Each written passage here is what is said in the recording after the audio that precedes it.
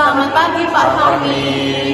Perkenalkan, saya Naya dari kelas 11G nomor 10. Saya Brigita Dirhanya Murtiasa dari absen 7 kelas 11G. Saya Jason Avono Budi dari 11G, absen 16. Perkenalkan, saya Juana dari absen 17. Saya Clara dari absen 23. Dan saya Joyce dari absen 25. Dan kita bertiga dari kelas 11G. Lukisan ini dibuat oleh Tridato dengan judul seperti diiris-iris pada tahun 2022 menggunakan media kanvas dan juga cat akrilik. Lukisan ini memiliki tema pergolakan diri atau konflik internal dalam diri yang tidak bisa terungkapkan.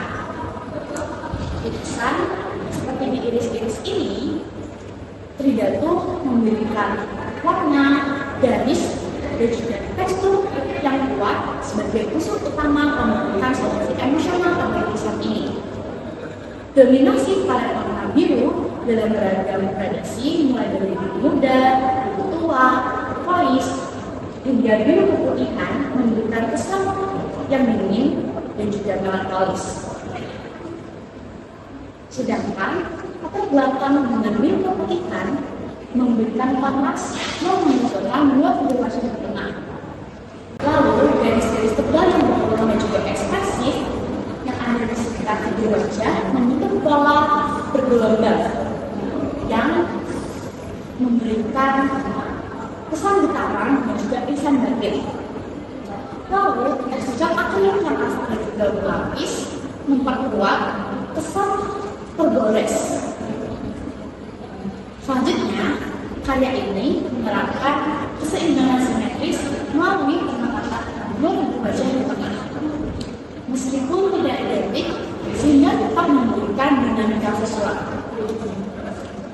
Kesatuan pada lukisan ini tercipta melalui konsistensi palet warna biru dan juga teknik satuan kuas yang seragam pada seluruh lukisan mulai dari figur hingga ke belakang. Penekanan dalam lukisan ini diarahkan pada dua figur wajah yang ada di tengah, di mana memiliki warna yang paling pekat dan tekstur paling kuat, sehingga menekankan rasa tergores dan juga emosional atau konflik diri yang mendalam. Sehingga secara makna, lukisan ini menggambarkan pergulatan diri yang tidak bisa terungkap secara visual, namun membekas dalam kesadaran seseorang.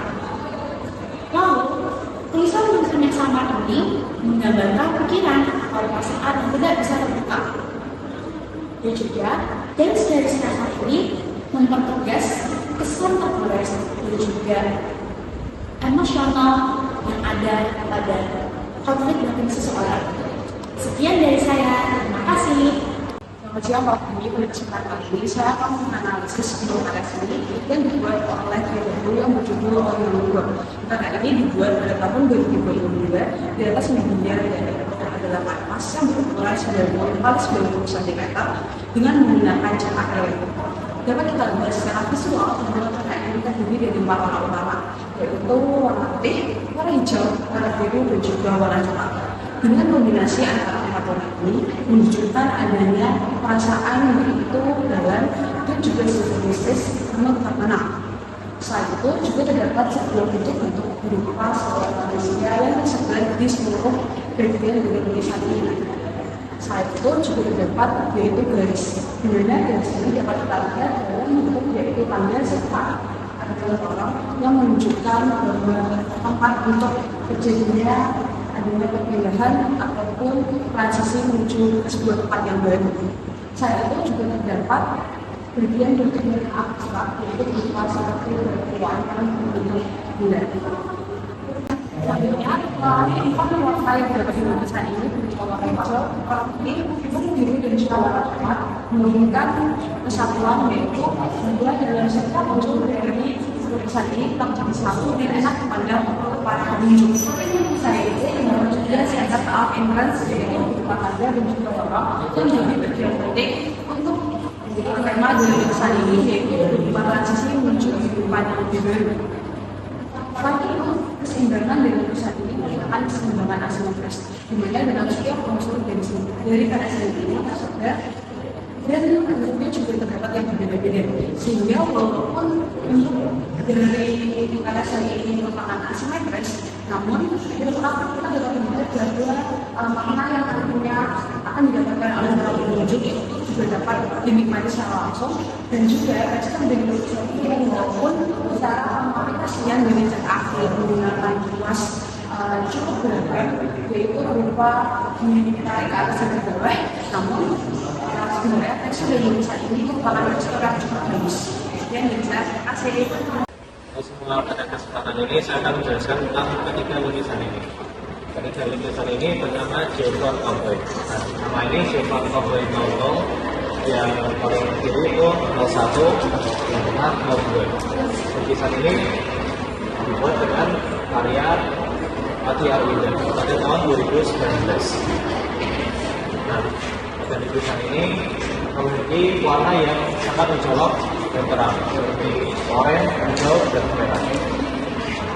Lukisan ini juga memiliki bentuk garis-garis yang sangat tebal untuk membentuk outline karakter tersebut. Dan proporsi pada lukisan ini memiliki proporsi yang seperti chibi, di mana kepala besar dan ujungnya kecil. Walaupun warna-warna pada lukisan ini berbeda-beda, mereka memiliki kesatuan dalam bentuk dan gaya pada lukisan tersebut. Dan menurutku pada lukisan ini memiliki gaya kombinasi antara gaya Jepang dan juga gaya Korea. Dan pada lukisan ini memiliki keseimbangan pada bentuk karakter tersebut, di mana tubuh, badan, tangan, dan kaki yang sangat simetris. Dan penetapan pada lukisan ini itu tidak ditekankan pada wajah lukisan tersebut, dengan wajah yang sangat besar, mata yang sangat besar, dan juga memiliki warna yang sangat mencolok.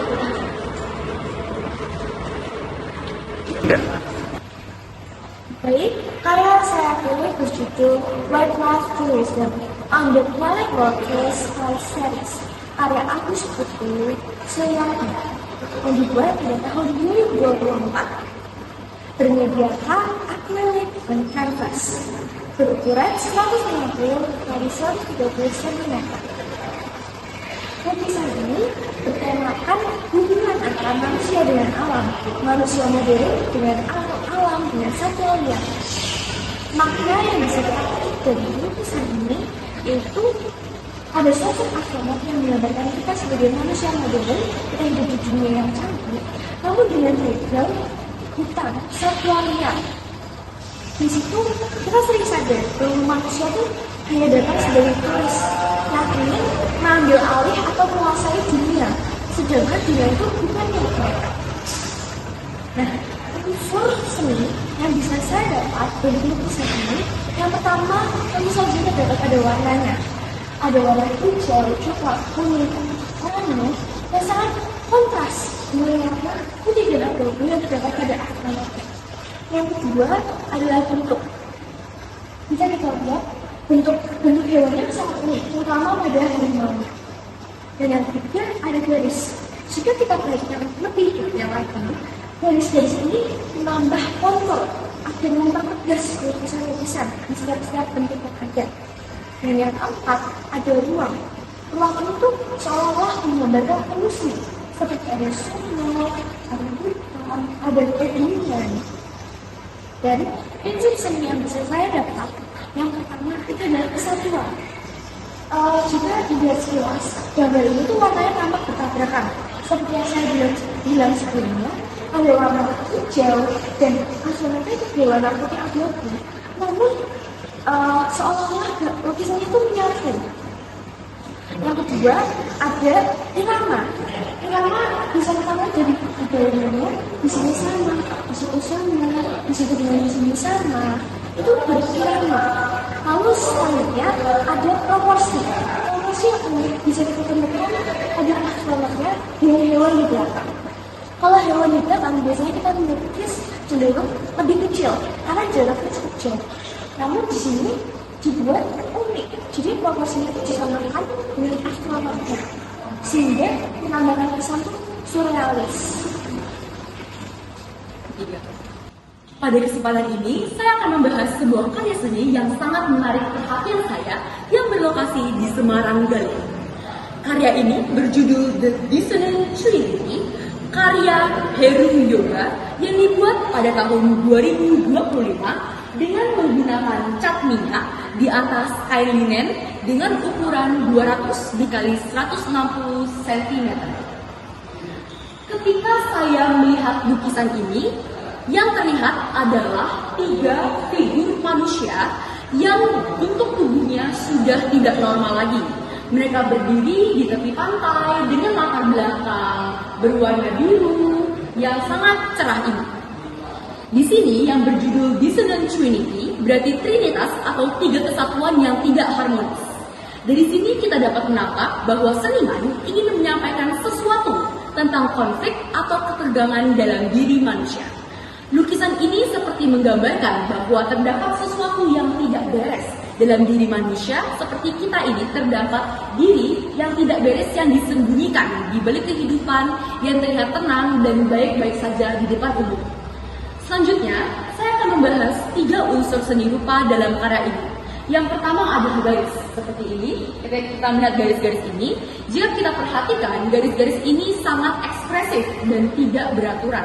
Tubuh ketiga figur ini dipotong-potong dan dibengkokkan, sehingga membentuk garis yang tidak mengikuti bentuk anatomi manusia pada umumnya. Seperti ini, tidak seperti anatomi manusia pada umumnya.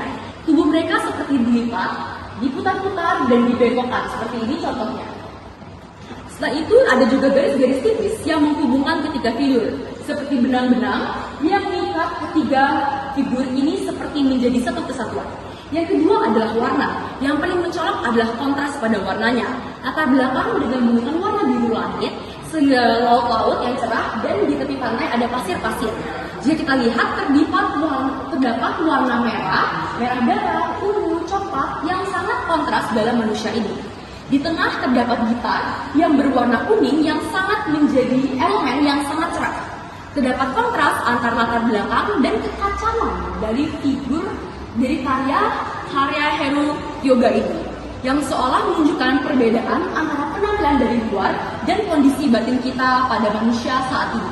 Ketiga, saya ingin membahas mengenai tekstur pada karya ini, yang mengenai tekstur, yaitu meskipun karya ini 2 dimensi, tetapi kita bisa merasakan tekstur-tekstur yang ada. Seperti ini lebih tebal, kayak warna-warna dagingnya, dan teksturnya ini lebih tebal.